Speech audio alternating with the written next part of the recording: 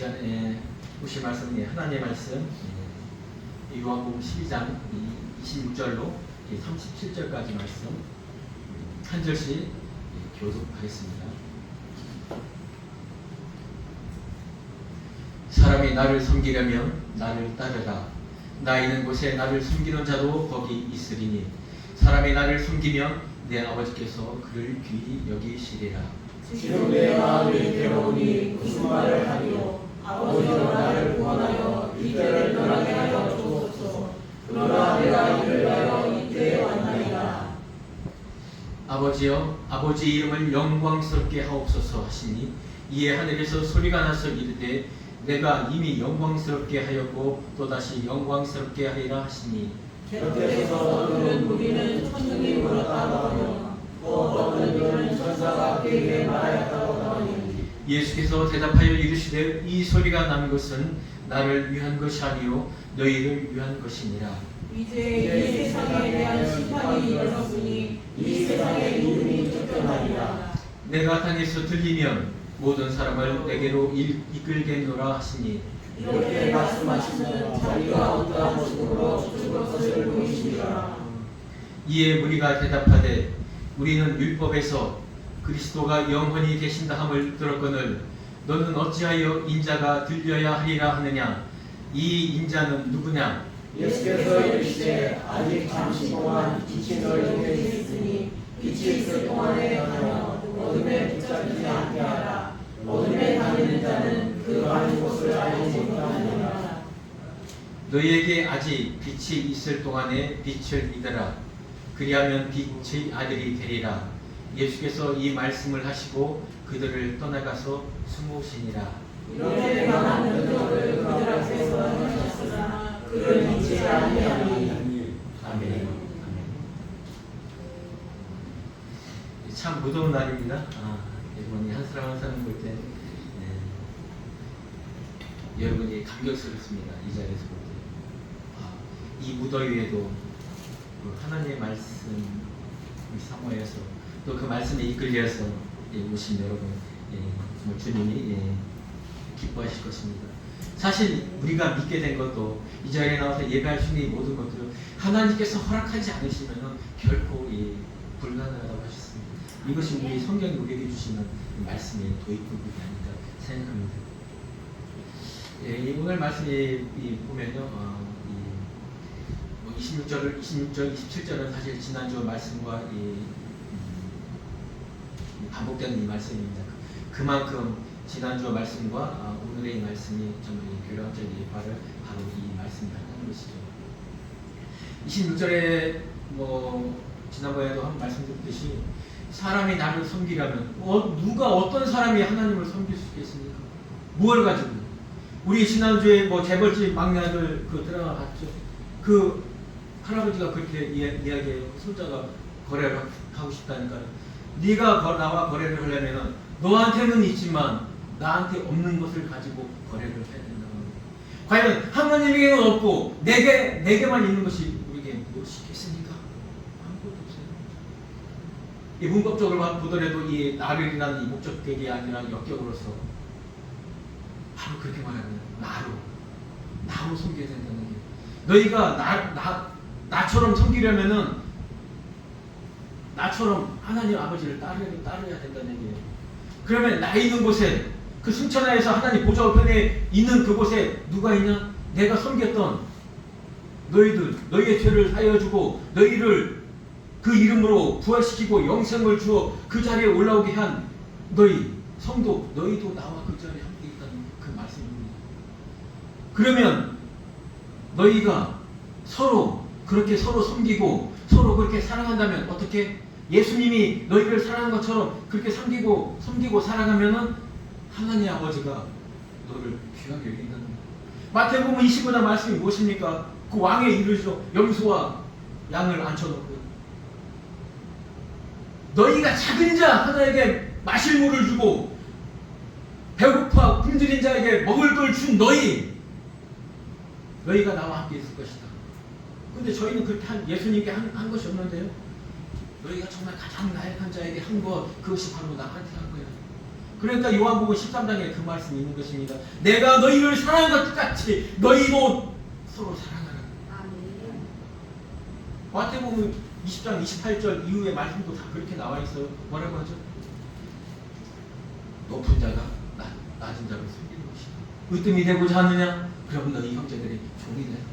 이것이 하나님의 말씀의 진리입니다.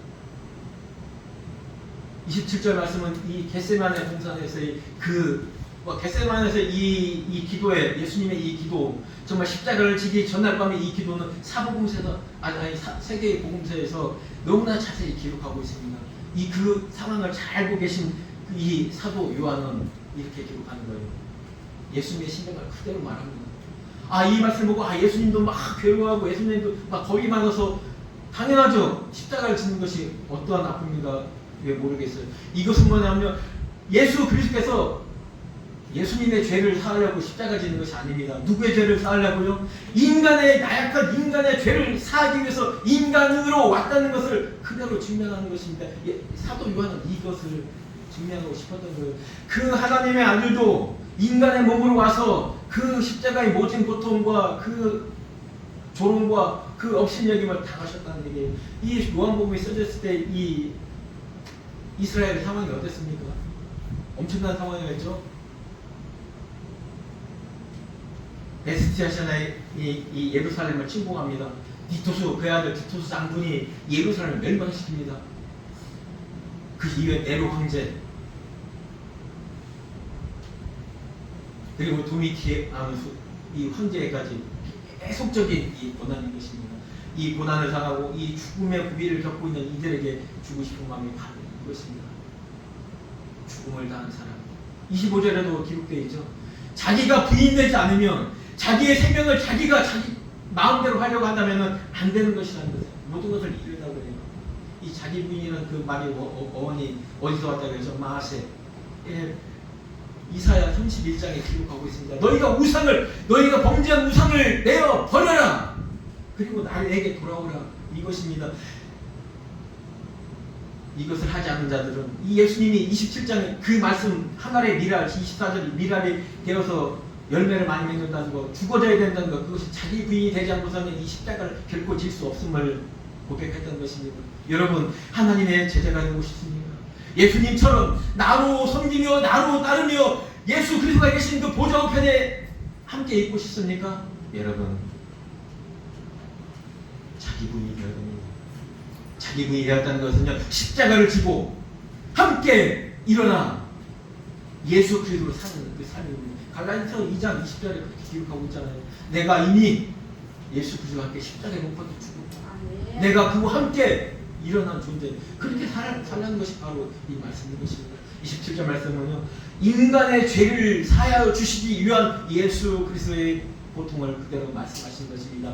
이렇게 말하잖아요. 그러면서도 이 때를 면하게 하여 주옵소서. 그러나 내가 이를 위하여 이 때에 왔나이다. 이것은 무엇이냐면요, 주님, 아버지, 내가 이 십자가를 온전하게 통보할 수 있도록, 창세전에 그 언약을 온전히 이룰 수 있도록, 이 십자가를 온전하게 감당할 수 있도록 주여, 아버지여, 나와 함께 하시옵소서. 이 기도인 것입니다. 28장에 연결되는 말이죠. 이 십자가를 져야지만, 아버지 나와 함께 하셔야지만 아버지의 이름을 영광스럽게 할 수 있습니다. 주기도문의 기도의 내용도 그런 것이 아닌가요? 하나님의 이름을 거룩하게 하고, 하나님의 나라가 이 땅에 임하게 하고, 하늘에서의 그 뜻이 이 땅에 서서 이루어지게 하는 것, 이것이 하나님의 영광을 나타내는 것입니다. 하나님이 우리의 왕이 되시고, 우리는 그 하나님의 다스림을, 통치를 받는 그 존재가 되는 것, 이것이 바로 하늘에서 뜻이에요.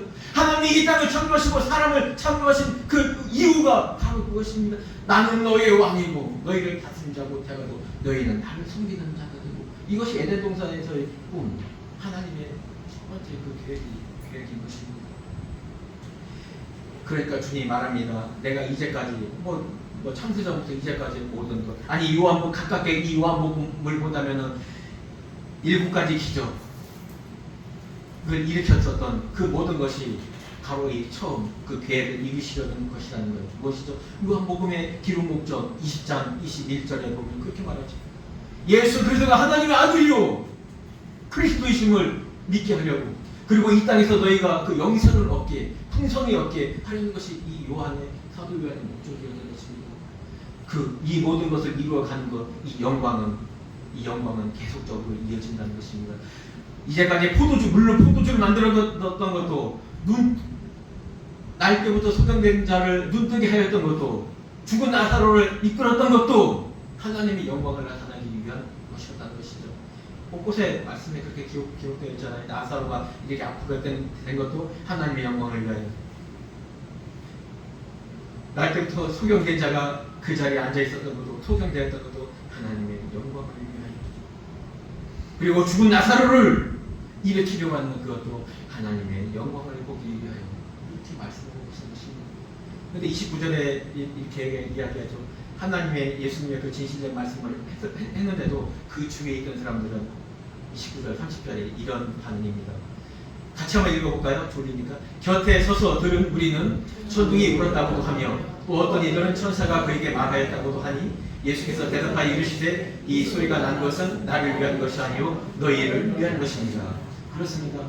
지금 마지막까지 이 나사로를 살리고, 마지막까지 지금의 이 위에서 나오는 이 천둥 소리, 예수 그리스도가 세례를 받고 물에서 올라갔을 때 그 하나님의 그 소리와 마찬가지로 이 소리가 들었을 때 이들은 듣지 못했다고 합니다. 그냥 울리는 소리였구나, 천둥 소리였구나, 이렇게 어떤 표적이나 어떤 상황으로만 이해했다는 것이죠. 바로 사도행전 22장에도 사도 바울은 그 다메섹에서의 그 회심 사건을 기억하면서 이렇게 기록합니다. 하늘에서 빛이 호련히 비쳤을 때 그 예수 그리스도의 음성을 듣죠. 사울아 사울아 내가 나를 박해오느냐, 그러면서 너는 내가 이방을 위해 세운 그릇입니다. 이렇게 사도 바울은 또렷이 듣고 그 죄악의 길에서 돌이켜 하나님의 사도가 되었습니다. 그러나 그 주위에 있던 사람들은 어떻게 했죠? 그냥 소리만 들었을 뿐 그 아무것도 듣지 못하고 보지도 못했다고 합니다. 그렇습니다. 하나님의 말씀이 선포될 때 여러분 과연 이것이 그냥 사람의 목소리, 그냥 떠드는 소리로 들립니까? 아니면 이것이 하나님의 메시지로 들립니까? 하나님 그렇게 말하고 있습니다. 이 소리 선포하는 이것이 듣는 자들을 위한 것이라고 그렇게 기록되어 있습니다. 여러분 기억하십시오. 저뿐만 아니라 한 사람 한 사람의 설교자가 이 자리에 서기 위해서는 최소 30시간 이상의 그 고뇌와 그 말씀 속에 함께 살아내야지 설교를 할 수 있다는 것입니다. 그 시간에는 기도와 그 사람의 삶과 그 사람의 생각과 그 사람의 시간과 그 모든 것까지도 하나님의 지배하에, 하나님의 통치하에 있었다는 것을 여러분 기억하십시오. 모든 섬김은 마찬가지입니다. 그 섬김이 있기 전까지 하나님께서 함께 하시고 하나님께서 동행하신다는 것입니다. 이 영광스러운 일, 이 십자가를 지는 이 일이 하나님의 영광을 위한 것도 있지만 그 영광의 자리에 함께할 자들을 위한 것이라는 것입니다. 31절 이렇게 기록되어 있죠. 이제 이 세상에 대한 심판이 이르렀으니 이 세상의 임금이 쫓겨나리라. 여기서 이 세상에 대한 심판 어떻게 봐야 될까요?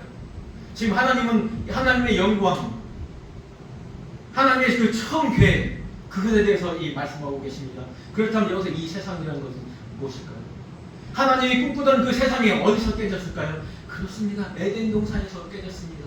에덴 동산에서 그 뱀, 짐승의 그 사단의 그 관계를 통하여 이 세상은 하나님이 다스리는, 사람이 다스리는, 인자가 다스리는 그 세상이 아니라 그 죄의 권세 아래 있는 그 세상이 된 것입니다. 이 세상에 대해서 이제 심판을 하겠다는 것입니다.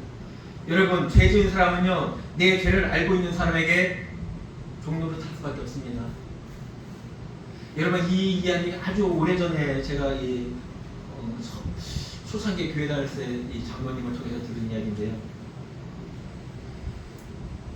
아주 부잣집에 그 아버지는 이 고려 청자를 모으는 취미가 있었다는 거예요. 그 중에서도 보석 그 아끼는 것 중에서 가장 아끼는 쉽게 말하면 고려 청자로 할게요. 고려 청자라는 것을 참 귀하게 여겼습니다. 그러면서 아들에게도 너 이거 고려 청자 다른 거는 뭐 좀 만져서 깨질 수도 있지만은 요 위에 올려 있는 요것은 좀 만지지 마라. 그런데 뭐 어린아이가 그런가요? 너무 궁금하기도 하고 너무나 아름답기도 하다 보니 그걸 만졌는데 아주 이 윗부분에 아주 조그만 부분이 아주 금이 가버린 거예요. 어떡합니까? 근데 그것을 본 사람이 있어요. 그 집에 집사가 그 집에 아버지와 어릴 때부터 함께 했었던. 그러니까 어떻게 하면 좋겠나 어떻게 안절부절할 때 그러면 그거 옆에 가면 이 본드가 있는데 그 악역을 이렇게 붙여놔. 그냥 아버지가 모를 거야. 그리고 얘기하지 마. 아버지한테 얘기하면 큰일 나. 내가 말 안 할 테니까 그냥 붙여놓고 있어요. 근데요, 이 아들은 이 마음이 아프죠. 왜? 아버지의 말씀을 어겼습니다. 그런데 두렵기도 하죠. 근데 이것을 알고 있는 이 집사는 계속적으로 그걸 공격합니다. 도련님, 이거 이렇게 안 하면 앞전 드릴 거예요. 그런데 어느 순간에 이 아들이, 아버지는 알고 있죠. 이 아들이 솔직하게 고백을 합니다. 그 고백을 할 때 아버지는 용서하시죠. 그것이 아무리 귀하다 한들 그 아들보다야 더 귀하게 여길 수 있습니까? 그와 마찬가지입니다. 이것이 하나님 앞에 고백되고 하나님 앞에 드러내지고 하나님 앞에 용서받기 전까지는요, 이 집사, 이 종의 다스림을 받을 수밖에 없어요. 그 세상이라는 얘기, 그 세상. 용서받기 전에 그 세상을 심판하러 왔습니다. 누가? 하나님이. 어떻게? 하나님이 그 대가를 치르러 오시는 거예요. 여기서 말하는 고려 청자, 이것은 그냥 용서를 비는 거로 대신했지만 이것은 이 하나님, 이 예수님은 그 모습을 대가를 치릅니다. 하나님의 공의를 만족시켜 드리는 것입니다. 그렇게 될 때 이 세상의 임금이 쫓겨나는 거예요. 이제까지 그 죄 지은 사람들을 다스리고 그 죄를 고발할 수 있는 그 율법의 그 권세로서 다스렸던 그 임금이 쫓겨나는 것입니다. 그래서 임금이 누굴까요? 그렇습니다. 여기 말하는 이 임금, 이 요한복음 5장에 오병이어에서 그 왕으로 삼으렸던 그 왕은 여기서 임금과 틀립니다. 그 왕은 뭐냐면요, 이 종교적인 것을 떠나서 자기들을 지키고 자기들에게 먹을 것을 줄 수 있는 그런 왕, 그 나라를 풍족해 할 수 있는 그런 왕, 어떻게 보면 바알 같은 그런 우선을 말하는 것이죠. 그럴 때 예수님은 그들에게 다 떠나버리잖아요.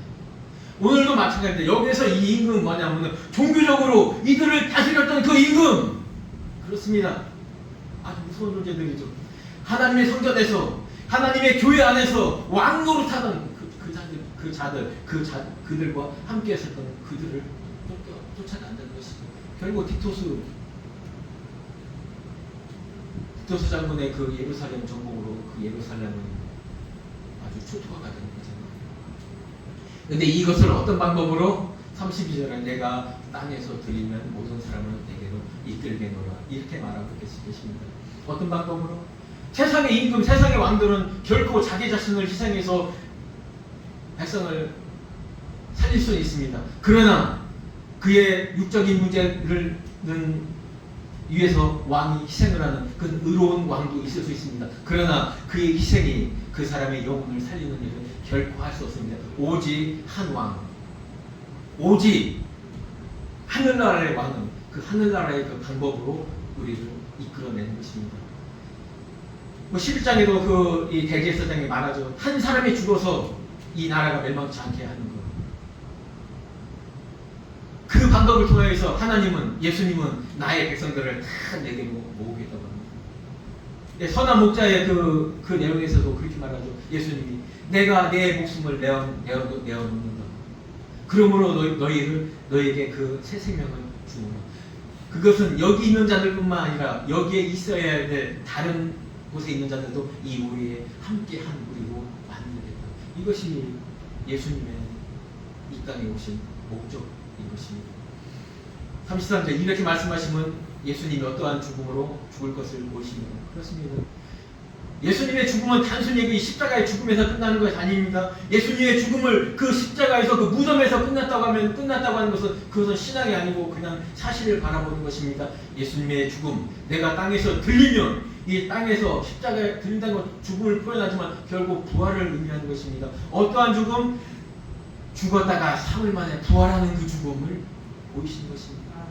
이 부활까지, 이 죽음과 부활, 이것이 인자가 들리면 그렇기 때문에 이 뒤에 또한 이 기록이 나오는 것입니다. 34절 같이 한번 큰 소리로 한번 읽어볼게요. 이에 우리가 대답하되 우리는 율법에서 그리스도가 영원히 계신다고 들었거늘 너는 어찌하여 인자가 들려야 하리라 하느냐. 이 인자는 누구냐. 그렇습니다. 이 율법 이 구약에 보면 시편에서도 기록되어 있지만 특히 이 말씀과 가장 부합되는 이 말씀 뭐냐면 이 다니엘서입니다. 다니엘서 12장에 보면 이렇게 기록되어 있습니다. 여러분 함께 찾아볼까요? 다니엘서 12장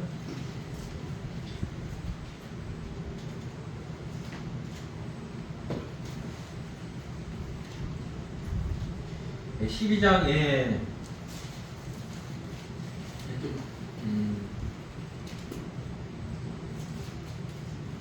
12장 원래는 9절부터 다니엘 7장 12절부터 13절 14절까지 한번 읽겠습니다.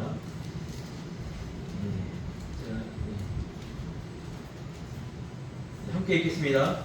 내가 또 밤 환상 중에 12절부터요. 그 남은 짐승들은 그의 권세를 빼앗겼으나 그 생명은 보존되어 정한 시기가 이르기를 기다리게 되었더라. 내가 또 밤 환상 중에 보니 인자 같은 이가 하늘 구름을 타고 와서 옛적부터 항상 계신 이에게 나아가 그 앞으로 인도되매 그에게 권세와 영광과 나라를 주고 모든 백성과 나라들과 다른 언어를 말하는 모든 자들이 그를 섬기게 하였으니 그의 권세는 소멸되지 아니하는 영원한 권세요 그의 나라는 멸망하지 아니할 것이라.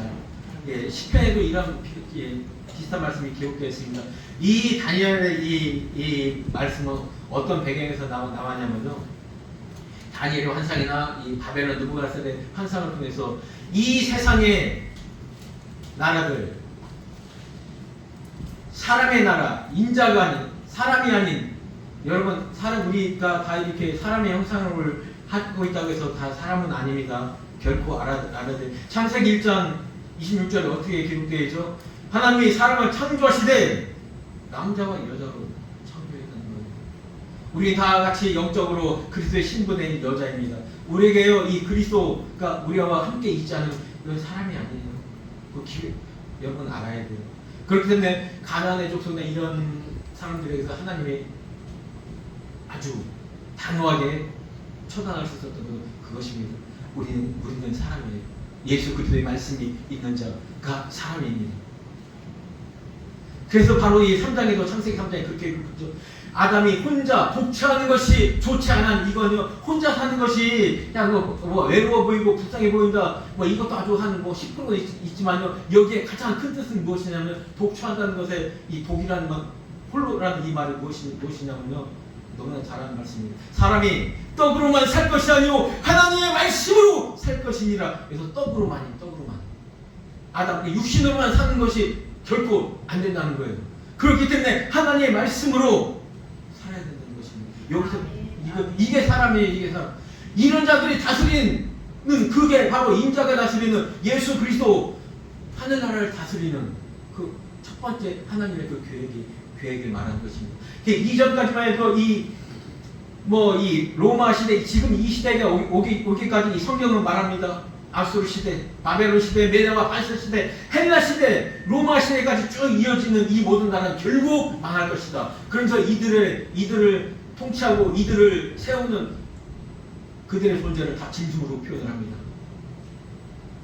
바벨론은 사자, 독수리 날개를 단 사자로 표현을 합니다. 메대와 바사는 뭘로 표현하죠? 곰, 앞발을 들고 있는 메대와 바사기 때문에 그래요.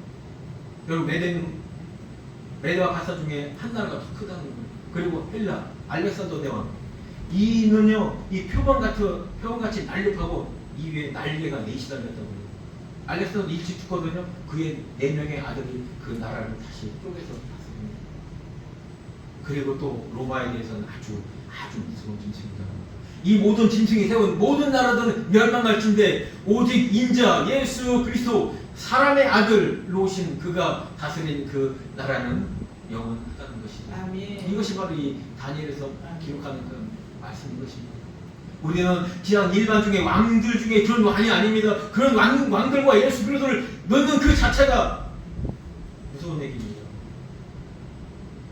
그건 종교 다원주의나 인본주의에 대해서 나오는 말씀밖에 없어요. 오직 우리의 왕은 하나, 우리가 바라볼 나라는 하늘나라의 그 왕을 바라봐야 되는 것입니다. 그런데 이 바리새인들은 다른 건 생각하지 않습니다. 아니 인자라는 우리가 정말 구약에서 볼 때 그 인자는 영원하게 계신다고 했는데 뭐 네가 들려야 된다고 하는데 과연 그 인자는 무엇이냐? 그 이 인자에 대해서는요 또 이 요한복음 이 오병 이어 사건 이어서 이 말이 나와요. 인자가 과연 누구냐? 그들은 모르는 거죠. 알 수가 없는 거예요. 왜요? 이것을 하나님을 믿으시는 것, 하나님을 바라보시는 이 눈, 이 생각은요 하나님이 주시지 않으면 결코 얻을 수 없다는 거예요. 35절에 이렇게 말합니다. 이 시대 아직 잠시 동안 빛이 너희 중에 있으니 빛이 있을 동안에 다녀 어둠에 붙잡히지 않게 하라. 어둠에 다니는 자는 그 가는 곳을 알지 못하느니라. 뭐 요한복음 아주 곳곳에 아주 기록되어 있습니다. 특별히 8장 10절에 나는 세상의 빛이라 하는 그 이후부터 8장, 9장, 11장, 12장에 이르기까지 계속 나는 빛이다. 나는 세상의 빛이다. 그리고 요한복음 1장에서 그 빛에 대해서 이야기가 나오죠. 이게 예수 그리스도를 말하는 것입니다. 예수 그리스도와 너희가 함께 있지 않는 한, 예수 그리스도께서 계시하지 보여주지 않는 한 아무도 알 수 없는 존재라는 얘기예요. 이후로 다음에 볼 그 말씀 41절 이후에도 보면 이사의 그 말이 있습니다. 결코 인간으로서는요 이 하나님 앞에 스스로 나갈 수 있는 존재가 없다는 것입니다. 이 창세전 이 하나님의 이 새로운 세상이 있으려면 하나님의 계획이 먼저 있어야 되는 것입니다. 이 35절 말씀이 그것을 말하고 있는 거예요. 내가 지금 너희와 함께 있다. 나는 세상에 온 빛인데 너희가 나와 함께 있으면은 너희는 어둠에 다니지 않고 어둠이 붙잡히지 않게 된다고 해요. 이 어둠이 뭐죠? 아까 말한 그 세상입니다. 그 죄악의 세상, 그 죄, 사탄, 짐승, 뱀, 그들이 다스리고 그들의 권세 아래 있는 너희, 이것이 바로 어둠인 거예요. 어둠. 나와 함께 있으면, 내가 빛인데 나와 함께 있으면 너희는 이것들에게서 붙잡히지 않고 이것들의 권세에서 벗어나고 빛의 진리의 삶을 산다는 것이죠. 아멘. 이 또한 이 죽음은 예수 그리스도로 죽어야 된다는 것, 십자가에 대신 죽어야 된다는 것도 암시하고 있는 것이죠. 이 빛과 이 어둠은요 창세기에서 나온 것입니다. 고린도전서 이 4장 말씀 한 번만 읽어드리겠습니다.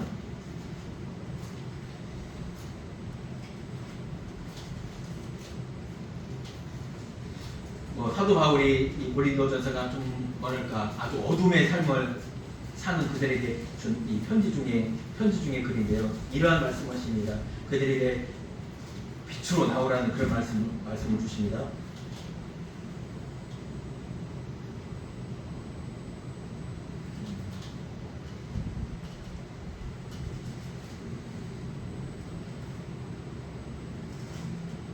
고린도전서가 아니고 고린도후서입니다.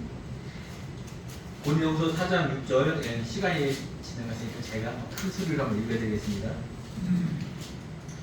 어두운데 빛이라 말씀하셨던 그 하나님께서 예수 그리스도의 얼굴에 있는 하나님의 영광을 아는 빛을 우리 마음에 비추셨느니라. 우리가 이 후배를 질그릇 그릇에 가졌으니 이는 심히 큰 능력은 하나님께 있고 우리에게 있지 아니함을 알게 하려 합니다. 그렇습니다. 이 빛을 보게 되는 거예요. 이 빛의 영광을 우리가 누릴 수 있는 것은요 우리의 저기가 아니라 하나님의 은혜로 된다는 것이죠. 이것이 바로 그 하나님의 그 뜻인 것입니다. 그렇죠. 우리는 창세기 1장에서 우리를 사실 뭐로 표현하냐면 우리는 이 땅에 어떤 땅인지 여러분 아시죠? 그 땅이 혼돈하고 공허하며 그런 상태인데요. 더욱이 그 위에 어떻게 감싸져 있냐면요. 흑암이 깊은 위에 있고 이 땅에요. 이 흑암이 어둠이 아주 깊은 바닷물 속에 갇혀 있는 것처럼 그런 존재가 바로 우리 존재예요. 거기에 있으라 하신 그 빛이 수면 위에 운행하시면서 그 물을 꿰뚫고 어둠을 꿰뚫고 우리 땅에 돋아나서 빛을 비추는 것입니다. 이것이 요한복음의 1장의 그 말이 아닌가요? 그 빛은 곧 하나님이 있는 그 빛은 영원한 생명을 가지고 계신 것입니다.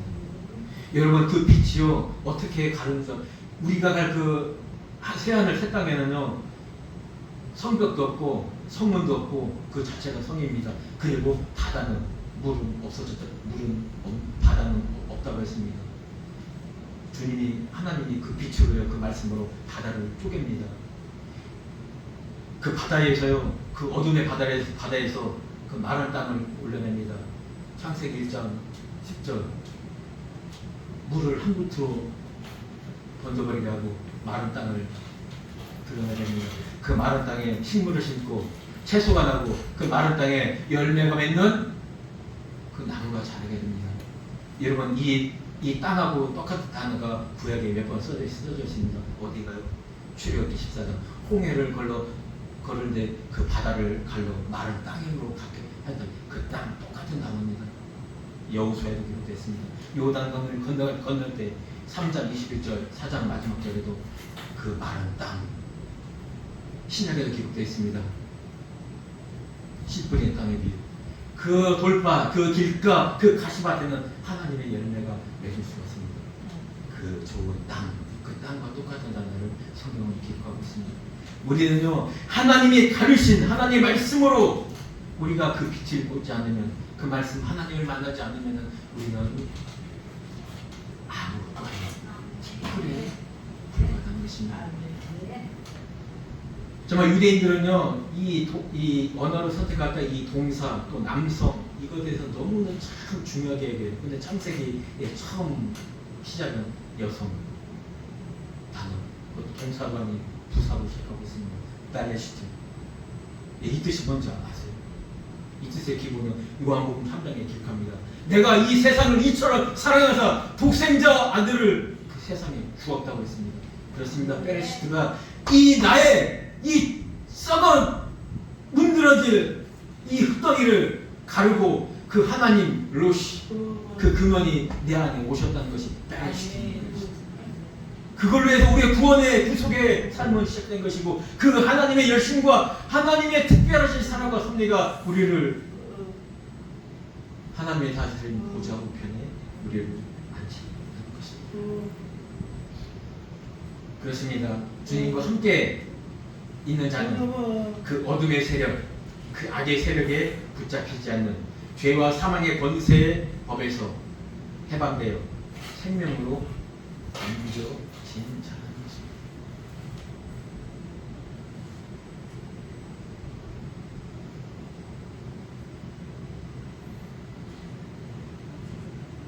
예, 36절 또한 신비로운 말씀하십니다. 너희에게 아직 빛이 있을 동안에 빛을 믿어라. 그리하면 빛의 아들이 되리라. 예수께서 이 말씀하시고 그들을 떠나가서 숨으시니라. 오병이어 사건에서도 그들이 왕으로 삼으려 하니까 그들이 떠나가셨습니다. 근데 여기서 숨는다는 것은 그들이 무서워서 유대인들부터 돌 맞아 죽을까봐 하는 그 무서움도 그런 것도 한 10%는 있었겠죠. 그러나 여기서 말하는 이 숨으신이라는 이것도요 예수님께서 직접 숨었다는 이런 능동태로 기록되어 있지 않습니다. 그냥 숨겨졌느냐 누구에게? 그들에게 믿지 않는 자들에게 그 무리들에게 정말 예수님을 좀 하나님의 아들로 받아들이라는 그들에게 그냥 숨겨졌다는 거예요.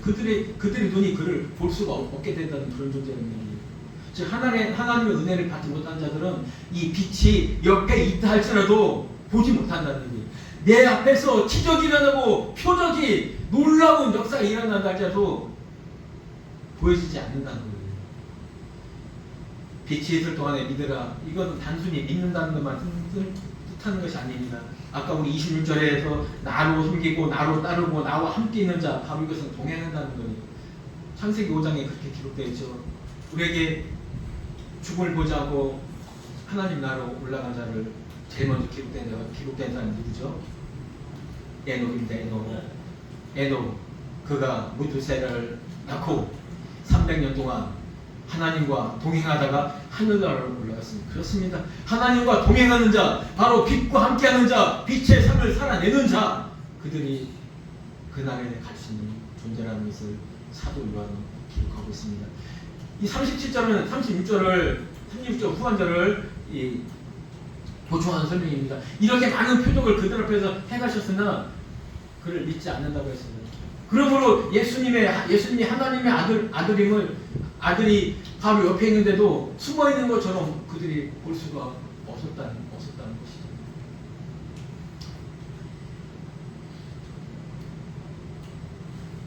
우리의 왕은 그의 생명으로 대신했습니다. 우리를 대신해서 죽으시고 흠없는 우리의 죄를 위하여 죽으실 수 있는 분은 단 한 분밖에 없습니다. 죄가 없으신 분. 그분이 우리의 흠을 없애주시고 또한 그러한 우리를 죽을 수밖에 없는 우리 생명에 하나님의 생명을 영생을 주셨습니다. 그래서 우리가 그 부활의 삶을 산 것입니다. 정말 헬라적 아니 현대에서 생명이라는 것을 세 가지로 표현해요. 식물에게도 있는 살아날 수 있는 자존력, 바이오라고 하죠.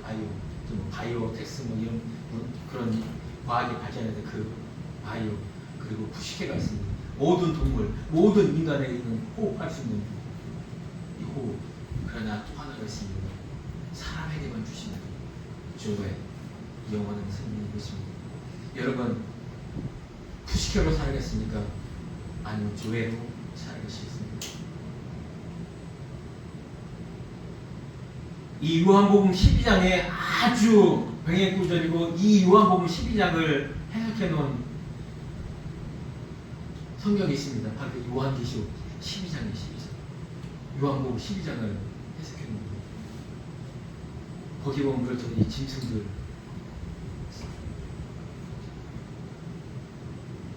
그 짐승들 뭐라고 표현했냐면요.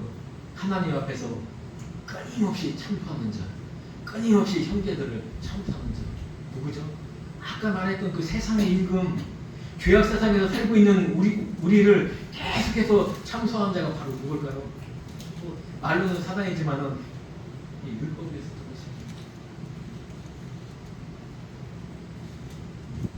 그것입니다. 5장 45절에도 이렇게 기록해요. 예수님이 바리새인들 향하여 내가 너희를 고발할까 두려워하지 말라. 오히려 너희를 고발하는 자는 모세니라.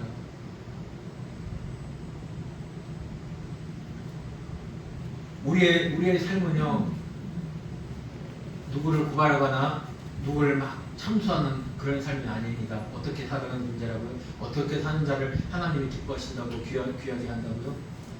예수님의 그 마음으로, 예수님의 그 사랑으로 서로 사랑하는 자, 그를 아주 귀하게 여기십니다. 그렇다고 막 살아나기엔 결코 아니에요. 주님께서 우리의 삶에 대해서 살아가라는 그런 말씀을 기록해 주고 계신데요.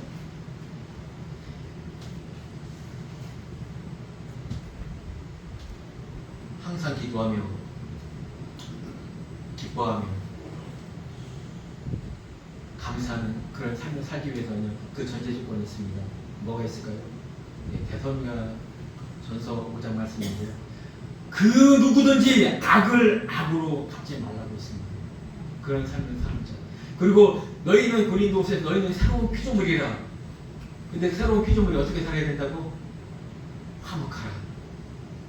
화목하라는 그 삶을 살아야 합니다. 그러면서도 너희는 권면하는 삶을 살아야 된다고 합니다.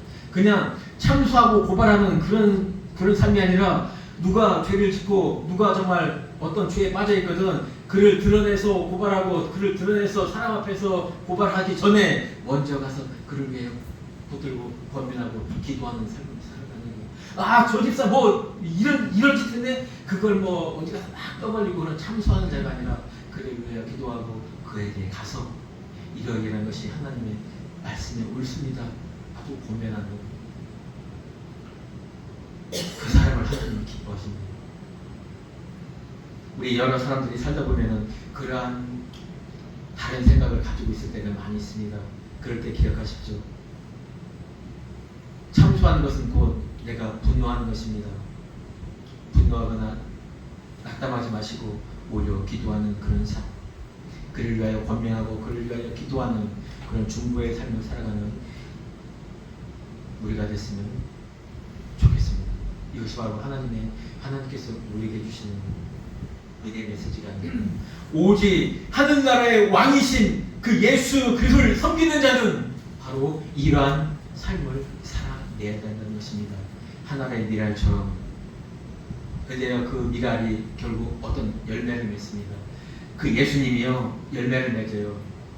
예수님이 열매를 맺은 무엇일까요? 예수님의 그 마음을 갖고 산다는 것입니다. 우리 바로 한 사람 한 사람이 그래서 세상의 빛이라고 하는 것입니다. 우리는요, 우리 이 심령 안에 예수님이 이 생명으로 심겨진 존재들입니다. 그가 바로 우리의 왕이십니다. 그 왕을 모시고 사는 자들이 바로 우리입니다. 그러면 우리는 어떻게 살아야 되는지 말씀을 묵상하며 기도하는 그런 우리가 되기를 기도하겠습니다. 하나님 감사합니다. 오늘의 말씀을 통하여 정말 왕이신 하늘나라의 왕이신 그 예수님이 이 땅에 와서 우리의 죄를 사하셔 공의를 이루시고 또한 영원한 죽음에서 죽을 수밖에 없는 이 육신의 생명에 하나님의 영원하신 그 생명을 주셨음을 말씀하고 계십니다. 우리가 이처럼 왕을 섬기는 자로서의 삶을 잘 감당할 수 있도록 우리에게 은혜를 베풀어 주시옵소서. 사랑하신 예수님 이름으로 감사를 기도합니다.